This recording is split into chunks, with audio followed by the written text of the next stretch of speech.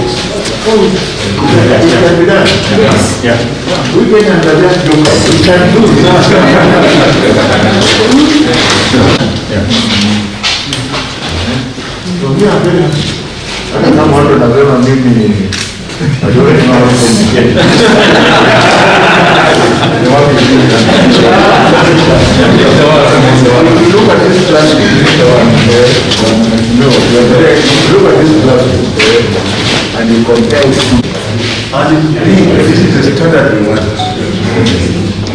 So what is wrong with it?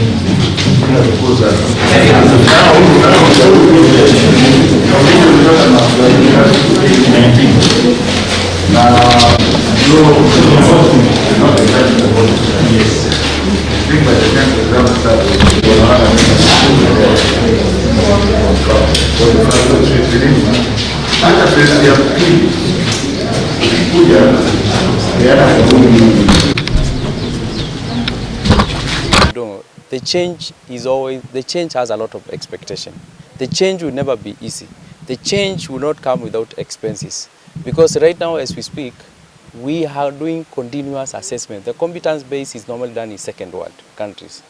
The challenge we have with CBC is lack of electricity. In some rural areas we don't have electricity, and especially more, some parents don't stay with their children.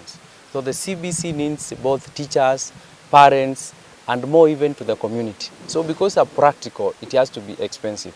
When we say the CBC won't be implemented in Kenya, it's like to say we stay where we are. When the 844 system came, we were going up to standard 8. Standard 8 from 4 years to university. CBC has just come with 2 years. 2 years we go PP1, PP2, then we go up to grade 6. From grade 6, we'll have another junior 3 years and 3 years to secondary education, they happen. So the only ended is only 1 year. The system are just bring the practicals and the involvement of teachers and parents. It's a common joint venture. So I think the CBC can address the system where we see like what's happening in some countries who are second world, like India, Sri Lanka, Nepal. Those countries, they start their practicals from childhood. The challenge which you have in Kenya, we need more resources. We need to say that the Ministry of Education gets only 25% of the budget. If the ministry can get more budget, the CBC will be able to go through without problem. Thank you. Kangundo sub-count, the cry is infrastructure. Our school, they need labs, we need library, we need more classes. And we are also appealing to government to remember to give us more support. We need more classes, not only this school, but other schools. It is through the pilot project also we have taken to this sub-count is to give the schools more classes, especially now we are going to the system of CBC 2663, which we are going to replace 844. Any change for Kenyan, we need to know the change has a lot of expectation. And the CBC implementation needs a lot of involvement. We need the government, we need the teachers, we need the parents, everybody to participate in CBC for it to work. The Professor Magoha today has put to us, the CBC is here to stay. And I support what he says CBC is to stay because the government is giving us infrastructure. If we don't have infrastructure, the CBC cannot work because it works more to practical than learning in classes. So for Kangundo, we are happy, as well as we in CDA, we have put also the same strategic plan in terms of giving infrastructure in this account. Somebody who has an A but can't speak English, does that person have an A? Of course he has, it was through something else. That has changed. Why do you want to take us back there? And we are also hoping that this heavy security of examinations will fizzle out as soon as the CBC takes root, because there will really be no premium. CBC is not examination oriented. It is learner oriented, and you are assessed as we move along. So you should not worry about that. And let me tell you, our government has a face. The face of the government is His Excellency the President, and we are his agents together with everybody else here. Even on the day of the examinations, if we find that there is an anomaly, it shall be corrected. What is your problem? There is no child that will be denied access to examinations. Even those who are arrested and are at a police station, don't we take exams to them? Why don't we say, no, this one is awaiting to be taken to court, watch and ngoje mpaka next year? So it is the child's right that is most important. Are we together here? Asanteni sana. Uh-huh. You've done one classroom. Are you going to do more classes in every school? Let me repeat to you, first of all, that in Kenya today, again, in the wisdom of His Excellency the President, he placed all schools on GIS. I hope you understand that. So we now know the exact gap. Even this school is on GIS.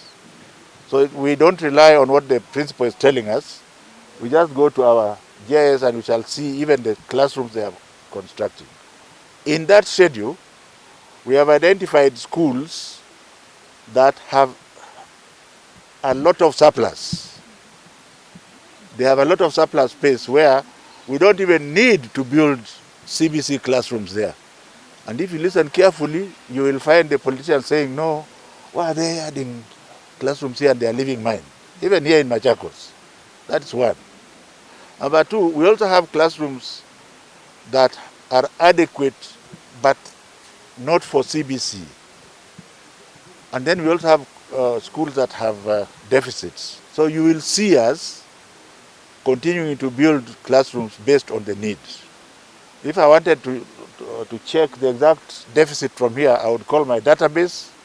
But what I can tell you is that this is the first phase, and therefore if there were a requirement of 3 classrooms here, then we have done 1.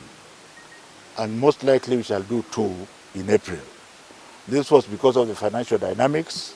The budgeting process is going on, and money will be released through the supplementary, which is actually going on today.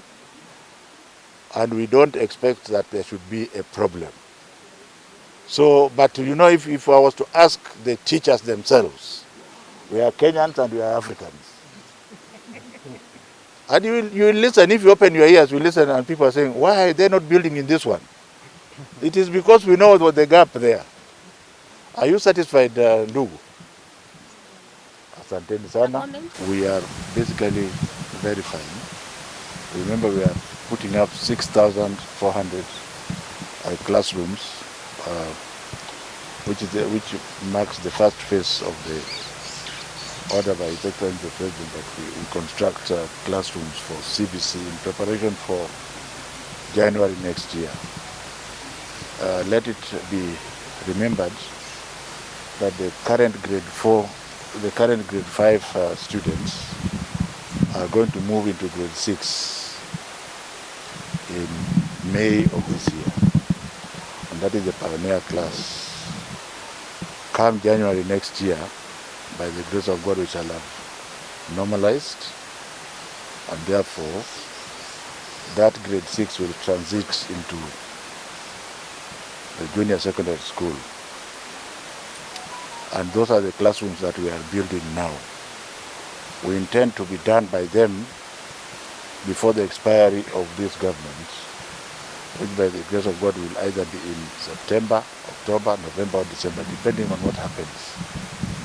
But we don't want all that transition politics to affect our children.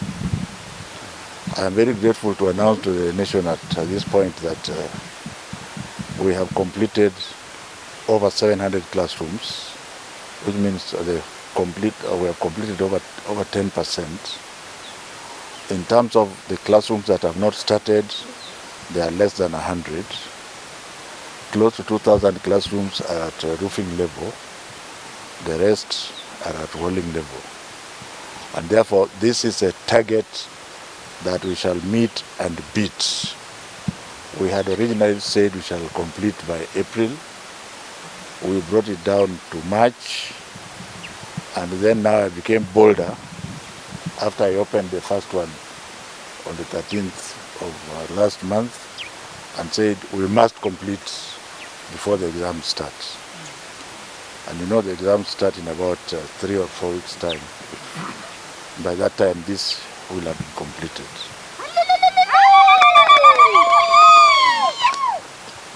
This is a very good idea. I don't want to be cautious because God is always ahead of me, so I will just be bold as usual. When God gives you a position of leadership, I think the least you should be thinking about is money. The most important thing to think about is impact. And here, we are just doing what we have to do at this time. What will happen after, God will take care of it. And in that task force report, we pronounced very strongly and openly that CBC shall be domiciled in secondary school. That's why I'm here. Well, what is this classroom doing here? But in fairness to you as a journalist, we also said we have about 1,500 primary schools. 1,500. We have now put all the schools on GIS, all of them. And we have seen that we have 1,500 schools that have such excess capacity that it will be wise for the government to select those ones and make that 1,500 to host, to become junior secondary schools. But otherwise, the rest will be in high schools. What is so difficult to hear from there? You know, people, if you think, and I'm sure you can think, you will know why they want it to remain where they want it. And I will not tell you because you are intelligent enough to know why. Yes?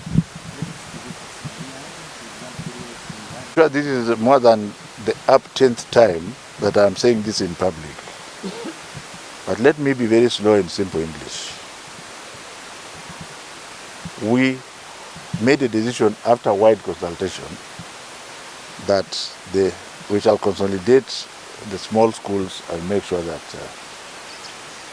the smallest number will be 30 learners in one place. This was informed by one fact, that the security of the examination was being compromised. We had spread thin, in particular even here in Machakos, we had spread so thin that we did not have enough security men to look after the exams. And on the other side of the coin, you find one-story building with 3 schools. And each classroom, each of the examination class has 15 or 16 children. That change was aimed at curing that.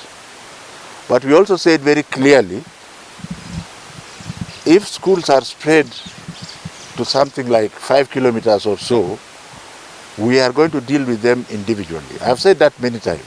So for example, in the arid areas of this country, we have reassured them that we are not going to allow our children to walk to school the way we did for 5 kilometers or more than 3 kilometers and so on. By doing that, we have reduced the exam centers by almost 643 of them. That will ensure that our security agents, together with the teachers, are better used. On one side, you are saying we are ready, bring the exams to be printed here. If the exams were printed here now, do you want us to go back to 6 years ago? No. Because you can tell. They are not. So ladies and gentlemen, can we just support our children? Because children remember what they see and hear. When they see the old people are saying so many things, it is going to confuse them. But there's one thing I want to tell you. Nobody is going to dare, it doesn't matter who he is, to take our children back. You can back out there, but you are not going to take a grade 6 child back to standard 1 to start preparing for KCPE. The country is not going, the mothers are not going to allow you. Who do you think you are? Tell me. Because these children have gone through 6 years, actually 7 years, of CBC from actually even 8 years because they start from PP1. So how do you think you are going to take them back to a new, that you can now start and go and do another exam in a year? Which mother will allow you? So before we open our mouths to say things which don't make any sense, think about it first. I think that's all I'm willing to talk about today, unless you have a question that is pertaining to, yes? On political issues. Please excuse me. Look at me very well. Do I belong to any political party to you? Do I serve any political party's interests? I serve His Excellency the President as the national leader of this country. And to me, all children are the same. Whether this one belongs to this party you have mentioned, whether it belongs to another party, at this time, I am serving the President because he's the Commander-in-Chief of the country, isn't it? I wasn't brought here because I belong to a particular party. When his term ends, by the grace of God, I shall end it with him. What happens after that, should that be my business? No. That's God's business. Or you want to give me his wisdom to answer you? All I can tell you is that our people, I love my children and grandchildren. What about you? Will you allow anybody to mess with them? No. That's your answer.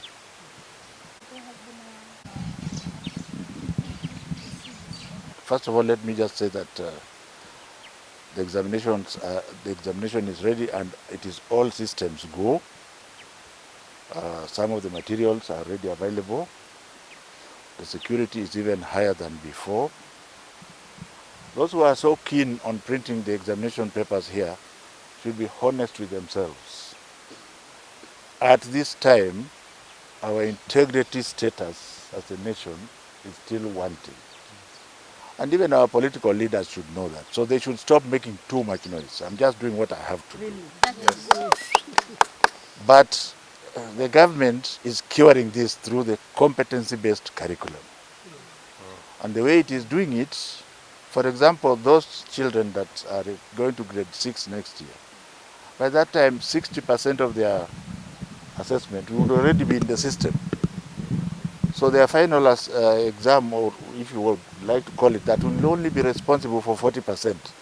And nobody would be so keen to steal, because by that time we shall have already known how the children have been doing.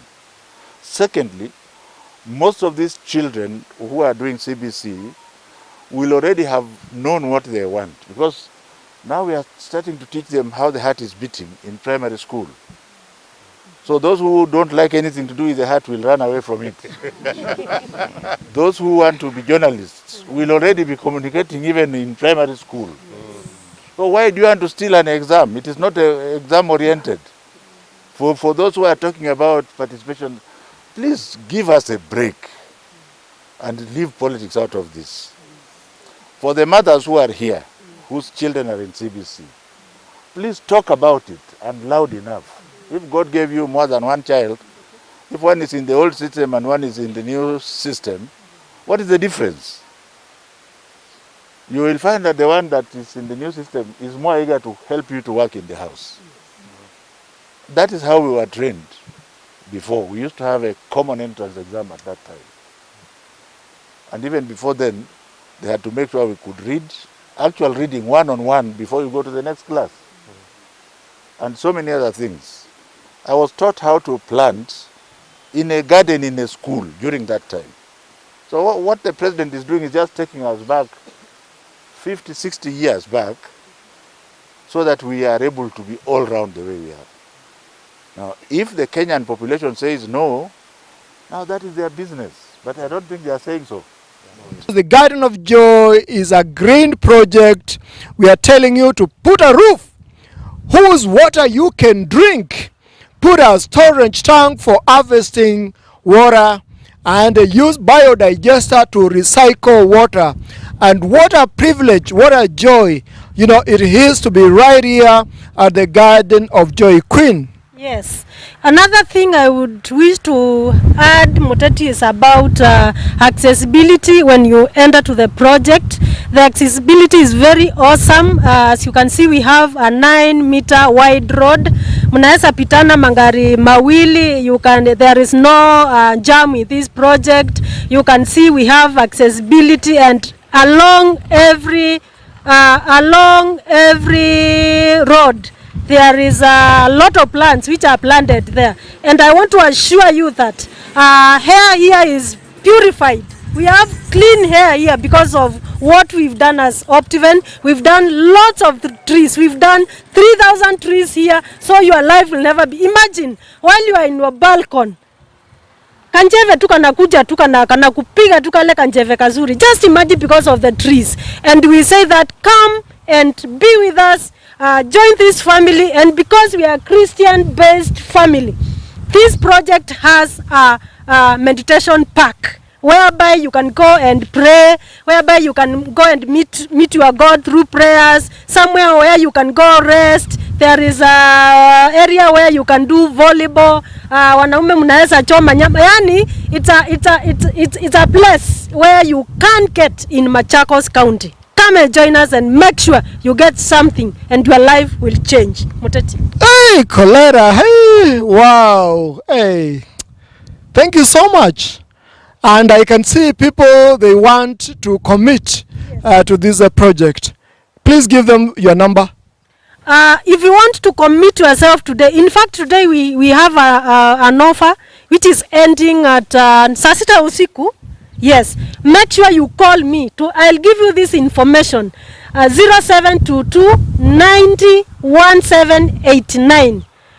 Call this number 0722 901789. That's my personal number. I'll make sure I take you through even the process of getting this land, because you have to come and see first. We don't sell something which you've never seen. You come first, see, and we provide transport from our Ruai office. In fact, we have an office in Ruai where there is a site manager who can bring you here. Our cars are there which are very good, and we observe the MOH regulations because of what is happening worldwide, and we will bring you and make sure you see your plot. We have beacons in place. We have every plot as a title deed, and immediately you say plot X is what I want. We make sure we give you the title deed. Go and do your search. You can go and do your search and then come back and make sure you invest with us. Today, if you invest with us, just say interested, and I'll get your name or your email address, and then I'll take you the process of investing with Optiven. Thank you, Muteti. So Kalera, what you are saying is that once they call that number, you personally will bring them here, ama utatuma mtu? Hapana Muteti.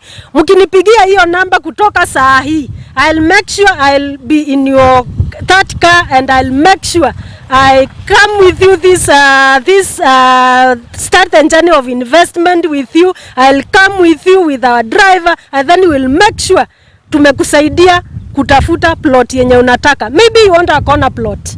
Maybe you want a residential plot. Maybe you want a commercial plot. Tuko nazo zote. In fact, barabara, this is a government road, and I'm very sure if you get a commercial plot here, it will be huge. It will have you can do your shop, you can do your kiosk if you wish, but we don't encourage kiosks here because this place is controlled. Make sure you do a good shop, and it will give you returns.